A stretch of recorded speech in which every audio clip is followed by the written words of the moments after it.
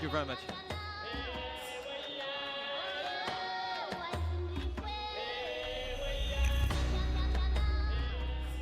So hello everyone and welcome to what should be a fascinating session.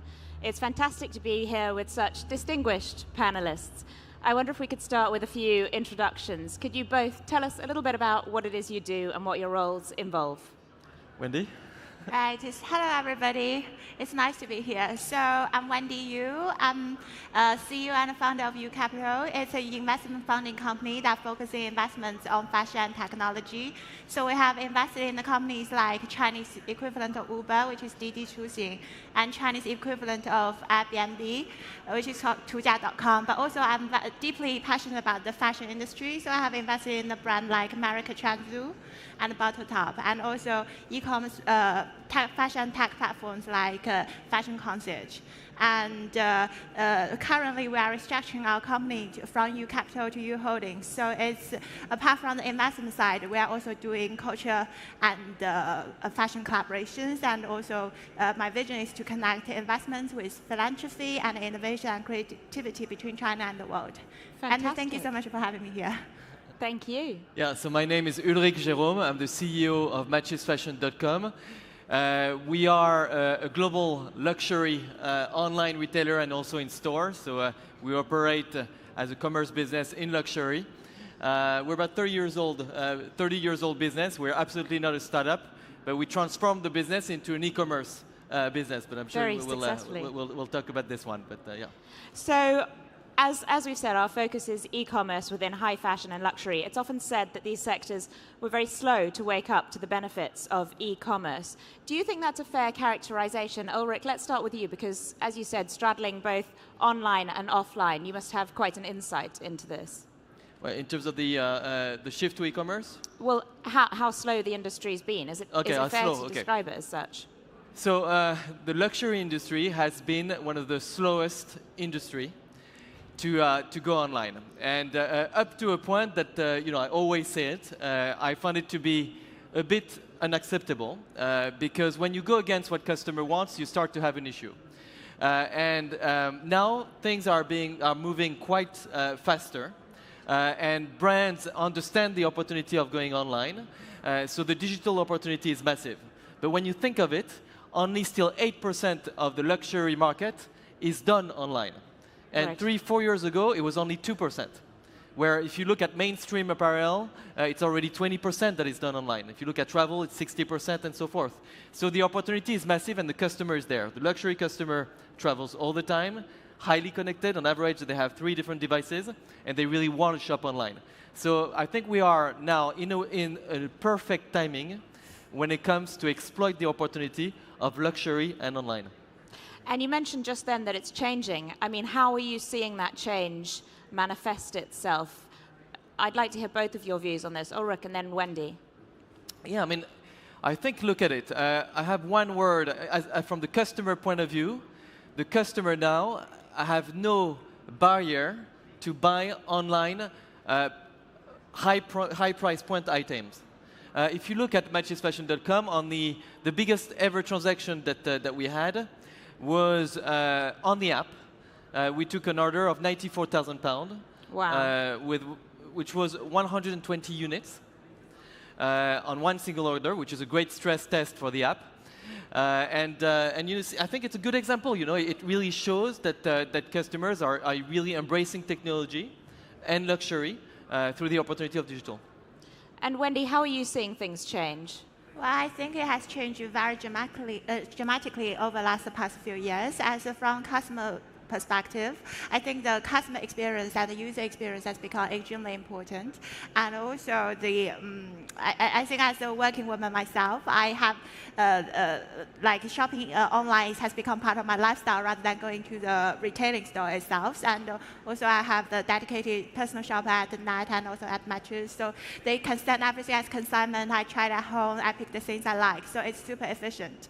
And also, like it's like one store experience. So I tend to get the all multi-branded experiences when you go to the retailing stores. It's more like from time-wise. Like I think e-commerce is definitely more time-saving and more efficient, and users get better value for its price from certain perspectives, especially on the e-commerce platform like Alibaba, Taobao, eBay. Like you get to compare products from different sellers, and you pick the best.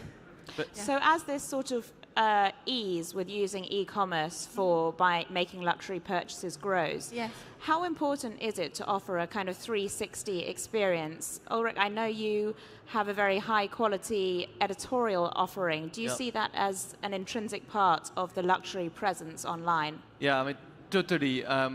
It's really part of the story that we tell. So we don't see ourselves as just being a retailer of just selling products online. No, we sell a story.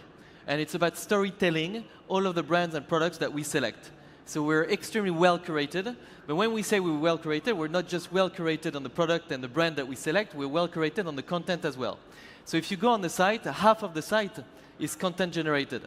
So we have a full dedicated team, close to 100 people, only focusing on creating original content. Because this is what the customer wants. And I think it's quite an extraordinary shift of behavior that happened over the past 5 years, where the customer wants to get inspired every day.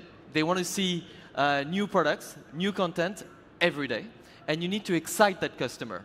And I think the social networks have really come to change that kind of mentality where people were just waiting for the seasons to come. They were waiting for the magazines to come and so forth. Now it's completely, it's done. You know, what people want is that originality of content every day. And do you notice that affecting how they buy online? So say if you feature a particular look in a shoot, does that then take off online? Yeah, I mean, it's impressive. We have, the minute someone interact with one of our content, they stay on average 12 minutes on the site. Oh, wow. So when you stay 12 minutes on the site, it's each and every one of the minutes is an opportunity for you to increase your conversion rate. So the opportunity is massive. We estimate that 35% of our revenue comes from the customer interacting with a piece of content on the site. That's astonishing. I mean, something that retailers often struggle with is maintaining an element of exclusivity with the mass market side of online. We've mentioned content. How else can they maintain that veneer of exclusivity as they shift online? Wendy, do you have an opinion on this? Well, I feel customer experience is very, very important. Yes. Like Matches just started like a 90 minutes delivery service, which is I'm promoting for your brand. Yes, so which is very, very efficient, and I think it does add a lot of value for us from the user experience. For example, if you have a night, if you are like wondering what are you going to wear for a night out for a very important event, and you have nothing, like you are still panicking, then this type of service really adds a great value for busy working women. And also, I think they also send the regular updates of what is new in the store, and so the consumers are kind of being constantly updated with the newest trend and what is the newest trend. So yeah, I think it does help with the. So you still get that special treatment even though you're shopping online? Definitely, absolutely. Yeah. I think I shop now. I would say 80% of the time I'm shopping online, 20% in the real retailing stores. But you see, it's the minute you lose the intimacy, the minute you lose that one-to-one communication with your customer in luxury, you're dead. And I think one of the surveys that we did launch, and we were the first one in the world to launch a 90 minutes delivery service. We've launched it in December last year. And by the way, it's a service which is available in London. And just for you to understand, you can order from 6:30 a.m. in the morning. Imagine you slept, you dreamed about your beautiful high heels. You wake up at 6:30, with a student envy to buy that product. At 8 a.m., you have it on your doorstep. Yeah. And this is how close you become from a traditional retail physical operation. And that's the beautiful concept of linking both worlds. Yeah. And this is the beauty of doing online luxury in a way that the service is very well customized. This is what customer wants. And how important is the bricks and mortar side of things to that operation? Do you still see that as an intrinsic part of the industry? Wendy, you mentioned that you mainly shop online now, but Ulric, I know that you guys are doing some really interesting things with bricks and mortar. Perhaps you'd like to tell us about that. So for us, there's a word that I personally hate. It's the word multi-channel. Right. I think the only word to use is commerce. Okay, so no, not multi-channel, just commerce. Yeah, okay. you know, it's about having multiple touch points with your customer. Now, the way we see retail is that we see an opportunity within a physical space, because we are physically also present with matchesfashion.com, but we see it as an opportunity to create content and to display highly curated product that can have an impact globally. So whatever thing we do in a physical space, and we've done that in different cities in the world this year. So we went to San Francisco, to LA, to New York, to Paris, and we used a beautiful space for 5 days. We showcased our future selection for the next season, but also we created content where you had museum curator interviewing designers, you had top models interviewing designers, you had wellness teacher doing their yoga class, and the beauty is that everything was broadcasted on Facebook Live. Right. So let me give you the example. In New York, on 5 days, we've reached 43 million people. Okay. So that's the beauty of doing something amazing in a physical space, but that has an impact globally through digital. And that's the way we see the future of retail. And are you able to leverage your data from your online operations in your offline operations, in your bricks and mortar? That's why I said it's commerce, because for us, it's totally seamless, regardless of the way you connect with the customer. So we've integrated a CRM tool within the business, which enables us to have a 360 view of the customer. So if you walk into our store, we will know who you are, the history, your preferences, your brand preferences, and we'll serve you better, going back to that intimacy, one-to-one customer relationship. So that's super key.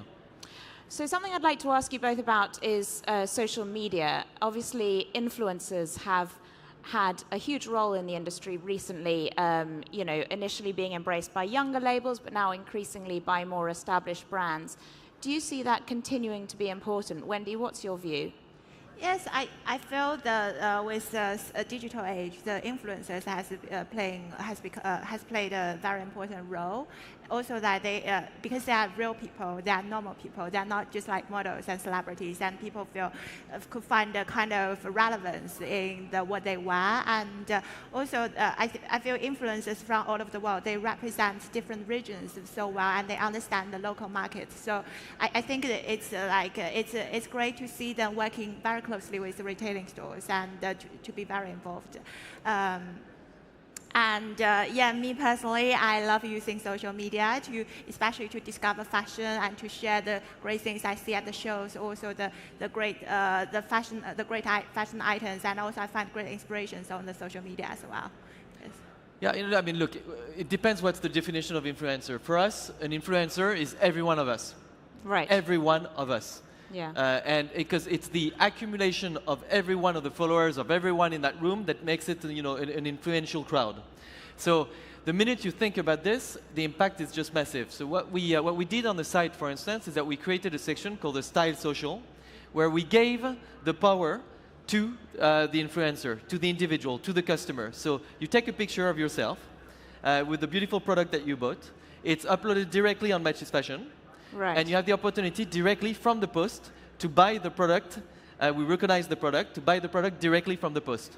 And that's user generated. And that's coming from the influencer, who is our users, our internet users, our customers generating that content. So the influencer for us is every one of us. How amazing. That's a great point. Yeah. And I suppose that's true with your sort of Facebook Lives and so forth. That's also kind of broadening the influencer brush to the everyday customer. Yes. So what do you see as being next in the industry? What are your predictions for the future of e-commerce? Yeah, I mean, look, I think it's, again, as I said, it's an unbelievable time. In terms of e-commerce, going back, you know, I think it's where we're 8% of the market, of the luxury market. I think it will be 20% in the next 5 years. So the opportunity is massive in terms of size. Every country has its opportunity.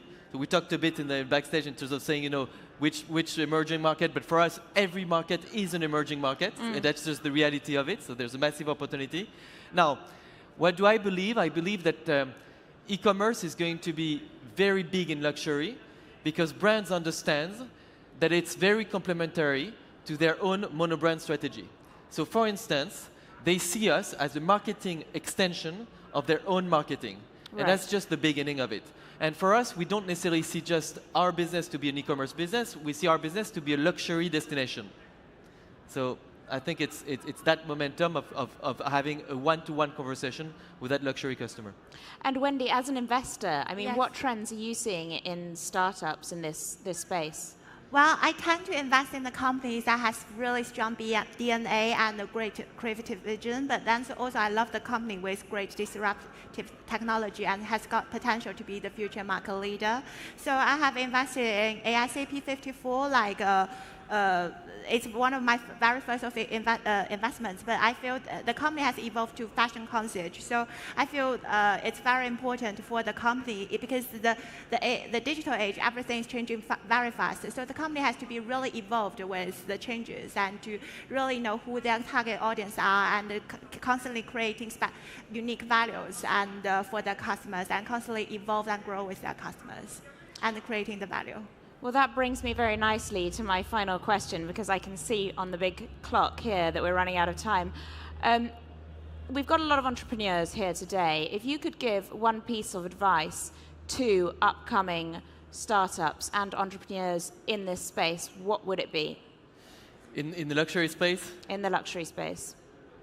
You know, I think it's a difficult one just to answer for the luxury space, because as an entrepreneur, it's just values that you need to have. So well, in e-commerce then. Yeah, I think in e-commerce, I think it's always the same thing, but it's really true. You know, I'm an entrepreneur myself. It's my 4th business. I've went with the all ups and down, and more down than ups. But you know, at the end of the day, you fight every day.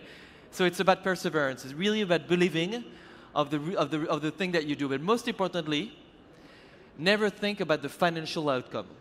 Okay. Always believe that what you do is right. You will work hard because you believe it's right, and then to be financially compensated because it worked, because it made sense for the customer, then it's fine. But always, always value everything that you do with your perseverance, with the thing that you love, and never deviate from it. That's the most important thing. And Wendy, what's your advice? Well, I totally agree what he has said, but having said that, I think it's so important for the entrepreneurs to know what their visions are and also who are their target customers and constantly creating values and you know, having the competitive advantage and thinking about their competitors as well. Yeah. Fantastic. Well, thank you both so much for your time, and thank you. Thank you to our panelists. Thank you very much. Thank you. Much.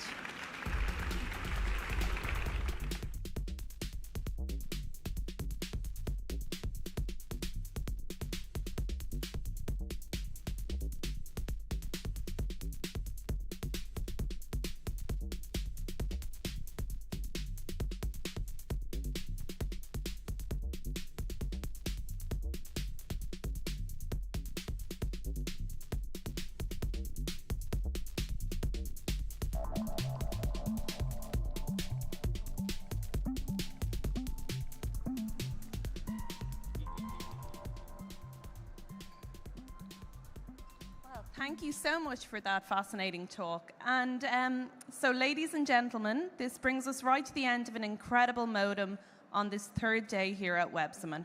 However, we still have so much more in store for you all this afternoon. For example, you should note that at 4:30 on our center stage, the amazing Al Gore will be speaking in an incredible keynote on the innovation